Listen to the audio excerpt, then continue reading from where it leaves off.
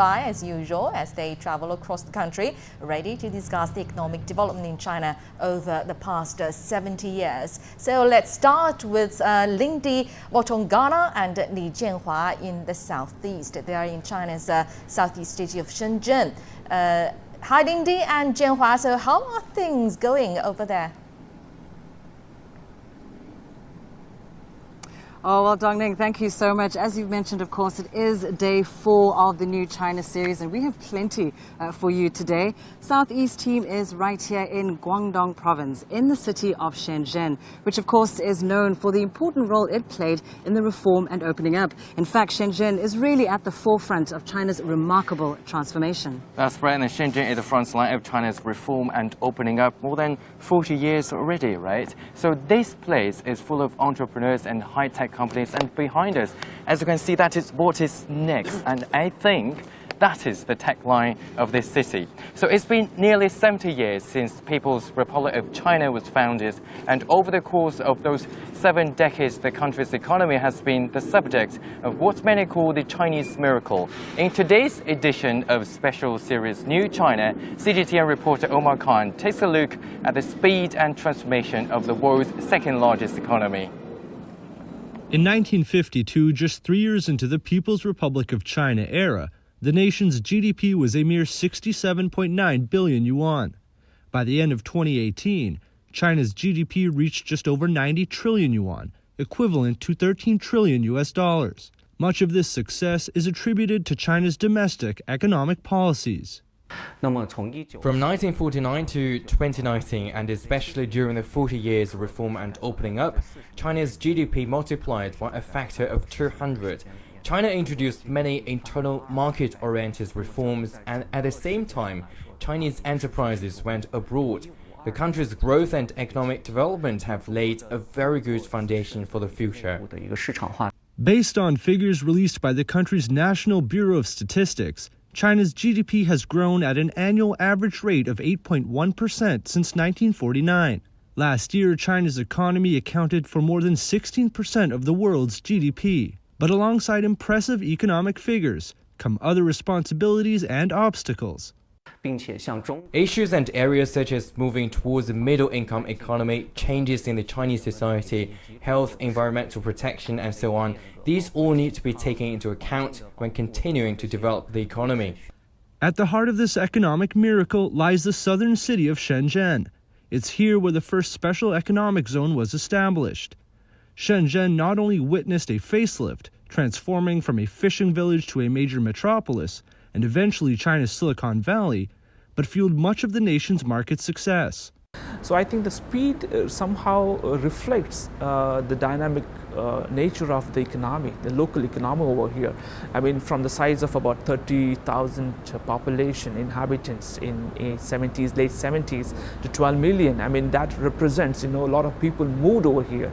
But look at the speed and the dynamic, from 80s and 90s, it has changed the landscape of doing business and trying to be very innovative in its economic perspective. Now, when one looks at Shenzhen, it's clear that the pistons of China's economic engine are no longer the same. A service-based economy, coupled with innovation and high-tech development, have been adopted by both government and people to fuel the next wave of growth.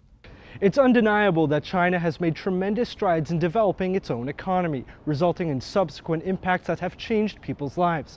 But the hard work is not over, and as China continues to realign its focus onto new industries and sectors, the entire world is watching to see what's next not only for China, but the global economy. Omar Khan, CGTN, Guangzhou. Well, indeed, Shenzhen has come an incredibly long way. But the question is, what's next for the city and indeed the country? Well, to help us answer that question, we're now joined here today by Mr. Harley Seiden. He's the president of the American Chamber of Commerce in South China. Welcome, Harley. Thank you. Well, Harley, let's talk about the Great Bay Area. This seems like it's going to be the next big thing for this region, and that it will help China grow towards a new model. Tell us, do you think this is the case, and what role do you think Shenzhen will play in it all? Well, Shenzhen is going to play a major role in the Greater Bay Area. Greater Bay Area consists of 9 mainland tiger cities and Macau and, of course, Hong Kong. each brings together a very unique set of capabilities into the combination. You look at Guangzhou brings in high-tech manufacturing. Dongguan is moving towards high-tech manufacturing. Shenzhen is at the cutting edge of high-tech technology with some of the most famous high-tech companies developing new technology, has some of the best universities, best postgraduate programs that are doing a lot of research and development and innovation. Right next to Hong Kong, who brings to it finance as well as banking and legal services. So together, it makes one big, massive tiger, which is going to literally help lead China into the next generation of innovation. That's incredible. A big sort of regional That's market. right. That's what the Greater Bay Area is becoming. Yeah, I like the words that you say is a giant tiger in this area, right? Now let's turn to northeast. So one of the newly announced free trade zone is located in China's northeastern province of Heilongjiang. So how will this free trade zone affect Heilongjiang and the whole northeastern part of future development? So now we have Erica and Huiyao. So Erica and Huiyao, take it over. Hi there, Jianhua and Lindy. Welcome back to our coverage of New China in the northeast route. While we enjoyed being with Jeff Moody through Inner Mongolia, at least I have. I hope everyone did. Now I have my new co-anchor, Erica Pizzi. Well, hopefully she will take things up a notch and take it to the next level. Take it up a notch. Oh, wow. Tall praise. Here we go. So great to be here, especially for this part of the route as the new China bus enters Heilongjiang province, more specifically, city of Harbin. And honestly, the city is just beautiful. Some people think it's one of the most beautiful in China. Lovely mix of Chinese, Russian influence, thanks to China's friendly neighbor to the north, which is only about 700 kilometers away, which you can also see just by looking at these buildings here, right? You can see the Russian influence, so it is no surprise that it is nicknamed the Oriental Moscow.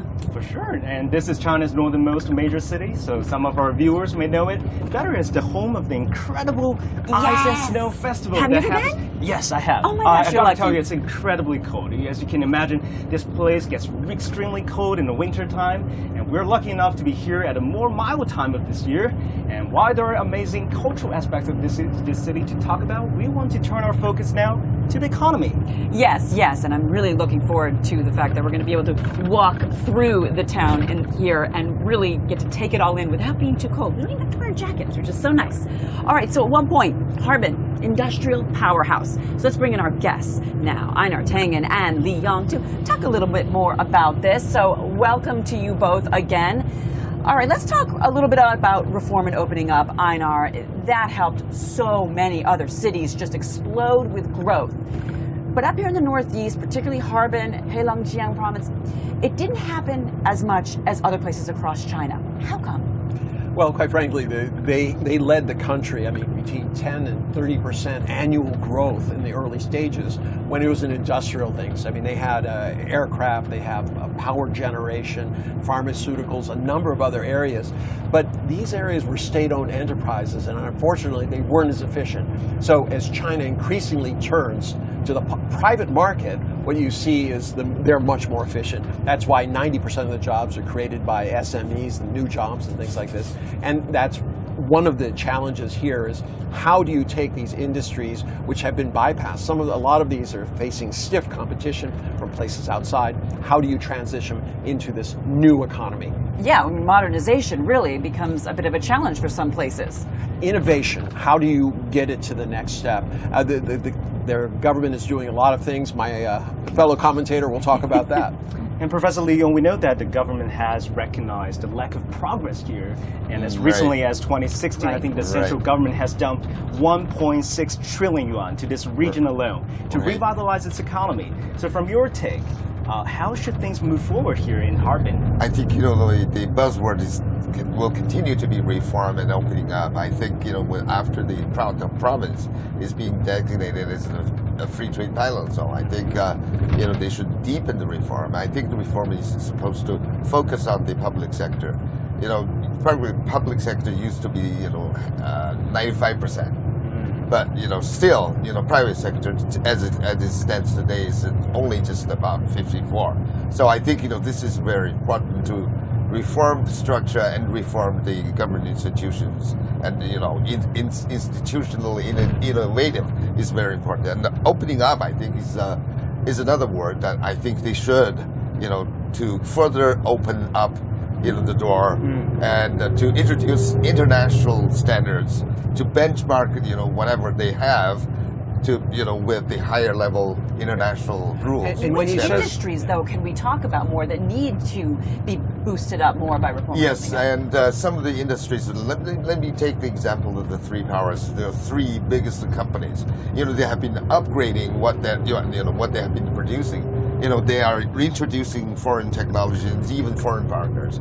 Okay, and then they are, they started to upgrade their products, and then they are aiming at not just domestic market but also international markets, and they are pretty successful in terms of upgrading their products. Reform and open up. That's been the theme for the present, past, and the future, right? Right. When people say reform and opening up, what it means is changing the structure and making it more market-oriented. So people understand that this is a buzzword in Asia, but it's not necessarily always understood outside. Right. All right. Thank you both to our guests. Yes. Thank you so much for your insights. And we're going to have much more out of this ever-important city in the Northeast throughout the day. But for now, let's send it over to our colleagues, Xianghua and Lindy, back in Shenzhen. Hey, guys.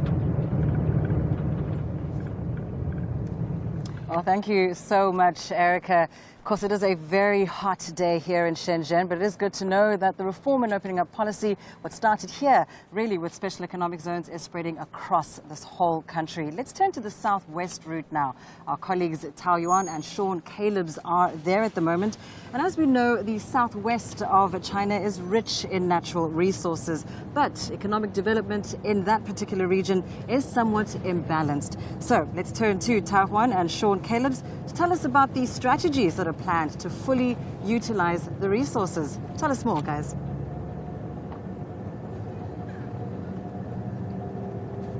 Absolutely, Lindy and Jianhua. Hello there. First of all, a big shout out to the Northeast. Erica, welcome to the adventure. You're killing it. Nobody misses Jeff Moody.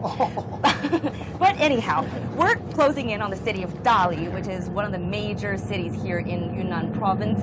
Sean and I left the hotel this morning at about 6:50. We've been driving for about 5 hours now. A bit tired. It's raining outside, but we're in high spirits because the beautiful landscape outside of our window certainly kept us entertained. So we're closing in on Dali, and we're going to see a ethnic minority village this afternoon. But Yunnan province is actually characterized by beautiful landscapes, so mountains, valleys, gorgeous rivers.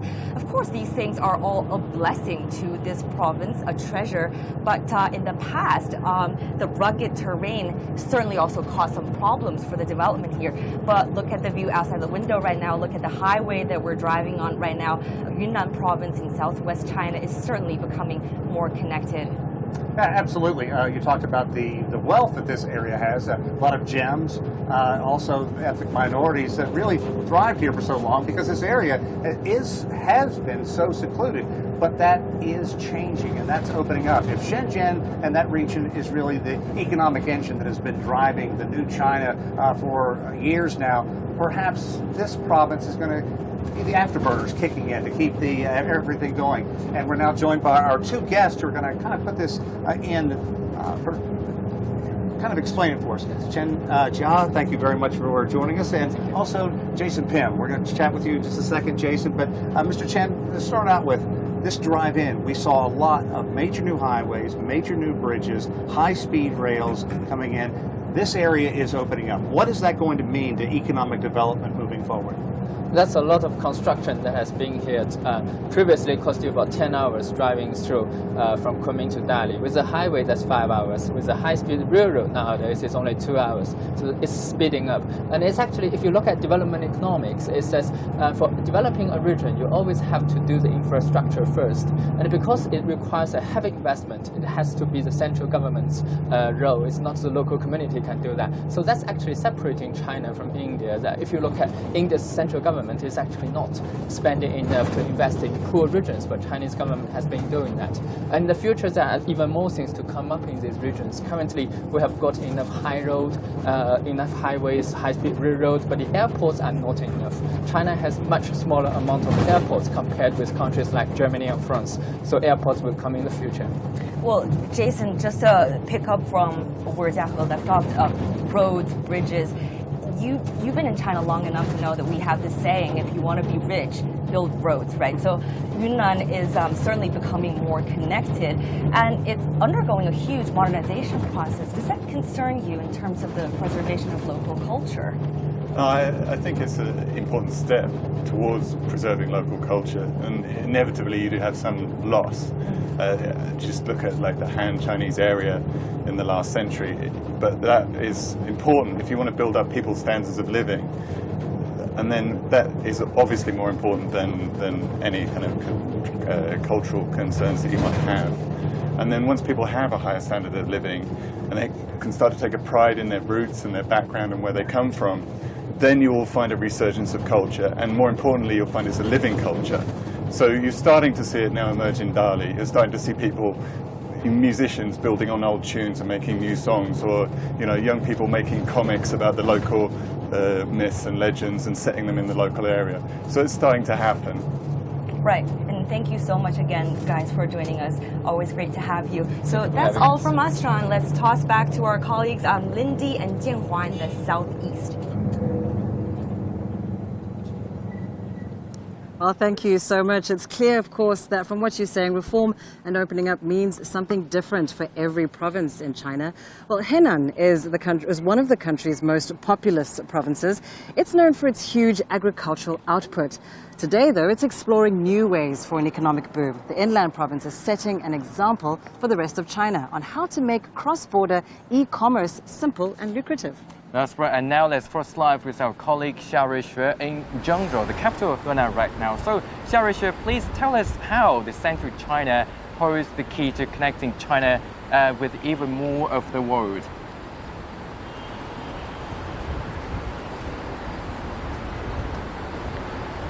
Yes, Jianhua. Zhengzhou, capital city of central China's Henan province, was a small county seat in the 1940s. It later became the capital of central China's Henan province, held by its location along the Beijing to Guangzhou railway line. Now it doubles as a transport hub.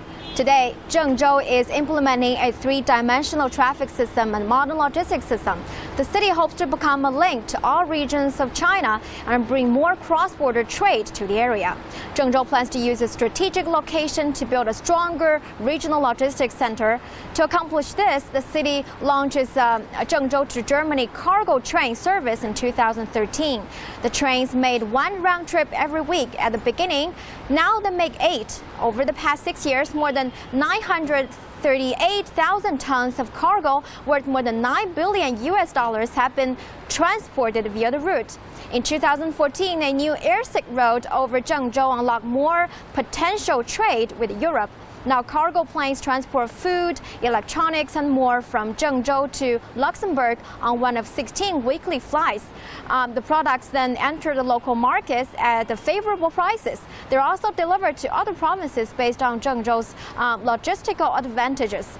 Henan province used to rely largely on its agriculture. Now developing transportation and logistics systems in the capital city of Zhengzhou have allowed it to integrate into the world economy and become part of larger industrial chains. This in turn has paved the way for its future development. Back to you, Jianhua. Yeah, very sure. Nice talking to you. It really reminds me of my half-year stay in that place, and that is called the hub of logistics. But now, let's come to China's tech hub, the city of Shenzhen. Right here, right now. So Shenzhen gained its reputation with swift and cutting-edge development and innovation, of course. So tech companies in droves witnessed the common growth of both the city and themselves. As one of the areas of the nation's top companies, Huawei and its employees shared first-hand experience on the changes and development of the city and the company. Here's one long-time foreign employee's account of both from Huawei. My name's Chris Taubman. I've been working in Huawei now since January 2011. So this has been over 8.5 years. It's also been 8.5 years in China. So it was a very, I think, far-sighted choice because I could see that China is developing so fast. So I work in the sales financing department, which has really two main roles. We are here to support sales, Huawei sales, through firstly assisting customers with financing. Huawei was probably the most fast-growing, exciting company I could find. I didn't know much about China until I came here in 2010. It's not like many of the countries I've worked. It has everything. It has its own existence. It has everything to have a full life here. The biggest impression I had of Huawei and of China in general here was one of friendliness. Chinese people are extremely friendly to foreigners. They welcome foreigners, they extend their hospitality, they're interested in foreigners. In particular, Shenzhen is a mishmash of so many different people from all over China. They are people themselves who have moved from their hometowns and are living in this new city. So in a way, they can understand what it's like for someone to come and live here as a foreigner. This also helps. China is moving from a economic development focus to a lifestyle focus, including environmental considerations, including, planning for people's future. Even in terms of pensions and other things, the country is evolving in a very rational way. They had to get over a certain phase of economic development, catch up, and now they're in the overtaking phase, and they're using that money to basically promote the interests of the country. And I find that very, very encouraging. Well, that's a very positive review from a foreign national who lives and works here in Shenzhen. But of course, no other city in China has actually changed as much as Shenzhen. It's situated right across the border from Hong Kong, and Shenzhen really has gone from a small fishing village, can you imagine, to China's Silicon Valley. It's home to a whole slew of companies, big and small. So therefore, the Shenzhen Speed, a popular city brand, shows how the people keep it a city in motion. CGTN reporter Zhou Xiaxin takes us there to see how some locals spend their time in the city. After 3 years working at Gensler Shanghai, Zhao Cun continued with his architecture design career in Shenzhen.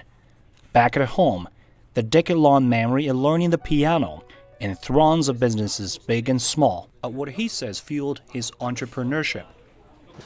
On weekends in Shanghai, you can have brunch and go to a concert or music festival, but in Shenzhen, you feel like people basically work through the whole week. The city has a busy, overtime work culture. Your classmates and friends are unlikely to join you as they are so busy. Shenzhen is widely regarded as the city that developed the fastest in the new China area at the last 4 decades. Zhao says Shenzhen's development is largely attributed to many endeavors like sweat and tears by generations of people. Shenzhen is the most efficient of all the Chinese cities. Like the travel permit to Hong Kong and Macau, it takes just 2 minutes after inserting the ID card into the self-service machine. Actually, the card making takes only about 40 seconds. Among these travelers shuttling on a daily basis at the border between Shenzhen and Hong Kong, Raymond Yan spends 5 minutes each morning walking to the port. From there, it takes about an hour to get to his engineering job in Hong Kong.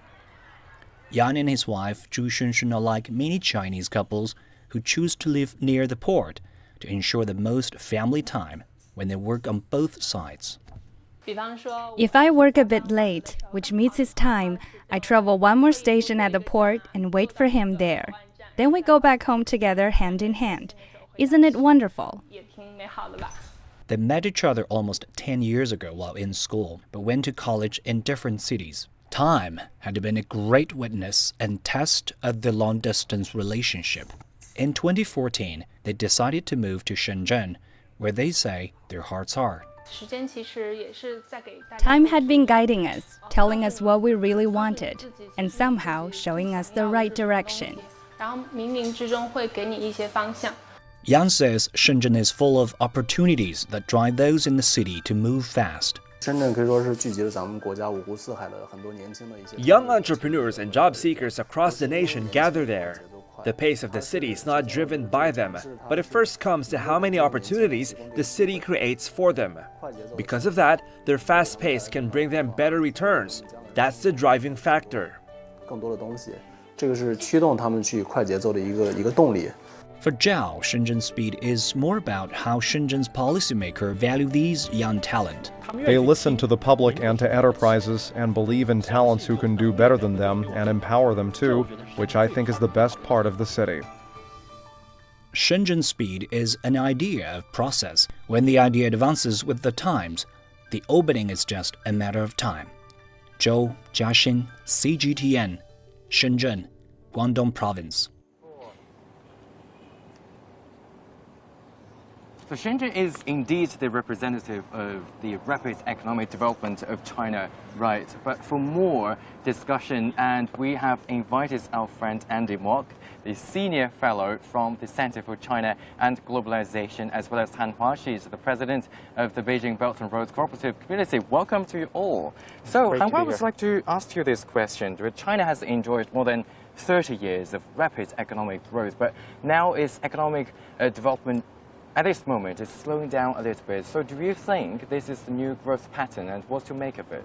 Yes, it is. The GDP indicator, the GDP growth rate indicator is just, in my opinion, kind of an outdated measurement or only one dimension to indicate China's unique and vibrant growth in the past 40 years and down the road in the future.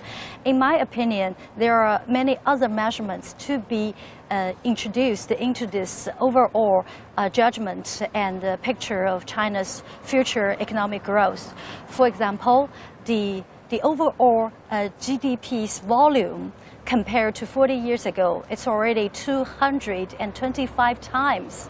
And also the GDP growth, how to make it from the stable but a quality growth towards the future development is another question the Chinese leaders as well as Chinese people are facing. And I think, take an example, 25 years ago when I first came into Shenzhen, it was really hard for me. We need to get a permit to get into Shenzhen because Shenzhen was a very special zone. And the people at that time in general don't have more freedom to move from one city to the other, from one province to the other. So nowadays we can see Shenzhen has so many young talents coming from all over the country, even all over the world, to come here because there are so many favorable policies to encourage them to start up their own business and to interact with other talents and to build up their own career. So this is a measurement that I think would be introduced into the overall China's economic growth, and also a more legal environment, micro-wise perspectives to be introduced into these metrics, so that to judge China's growth, still bear in mind that China, on every year basis, it is still contributing a very large economic growth to the world, still even at this speed. And we are also contributing to the world, and vice versa, the quality growth from our own sustainable environmental protection, our ever strengthening legal environment, and the ever opening up and reforming policy, and the ever strengthening about this encouragement of freedom for talents to move. I think this can also be the indicators as well. Thank you very much. And it's really fascinating just to, as you talk about the changes that this city has seen. Andy, bringing you in here now, it has been rapid growth, rapid development, but it has come at a cost. So when we look at future growth, we know the government is emphasizing problems such as pollution and doing their very best, of course, to address the ecological and environmental issues. But considering that the growth story is far from over, what's been done so far to achieve this goal? And of course, what are some of the challenges that may present as obstacles? Well, I think one of the things here is that we know that Guangdong in general and Shenzhen in particular is seen as the leading edge, so sustainable green development. But I think one of the key issues here that I'd like to share with our audience is that one of the biggest challenges, if not the biggest challenge to improving the human condition, is narrow dogmatic thinking. And when we look at Shenzhen, it's really a model of technological progress. So we all read the news and we've seen Huawei as the leader in 5G, but there's also Tencent, there's BYD in batteries and cars. Even in genomic research, BGI is the largest research organization of its kind in the world. And I think that shows that the Chinese system of being open and adaptive versus being dogmatic and narrow and saying there's only one way of doing things.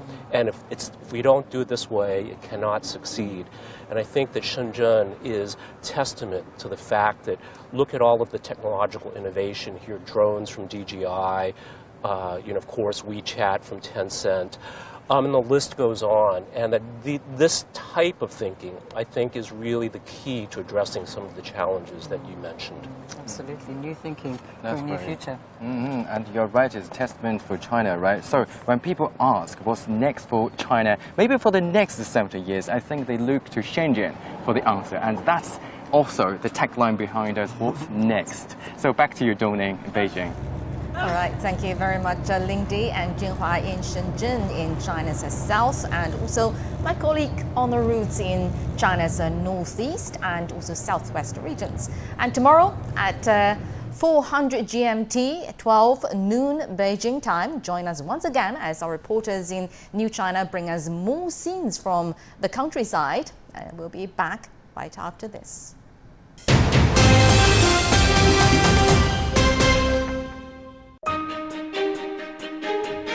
In 70 years, China has undergone unprecedented transformation. From its old industrial base in the northeast to its new manufacturing powerhouse in the southeast and to its emerging southwest, CGTN offers you a panoramic view of contemporary China. Our crews will travel along 3 different routes and come to you live from dozens of locations and 3 mobile studios. Join us for an all-inclusive look at China on our TV channel and digital platforms, September the 9th to the 20th. It is New China, then and now, in celebration of the 70th anniversary of the People's Republic of China, only on CGTN. Da-Qing literally means great celebration, as this city discovered crude oil in 1959. Since then, the oil capital of China, as it's called, has experienced a phenomenal boom and contributed hugely to China's economy.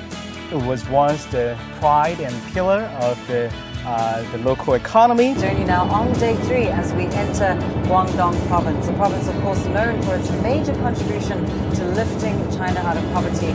As China's #1 fair, and Canton Fair has enhanced its growth impetus and dynamics over the years and made its due contribution to drive the transformation.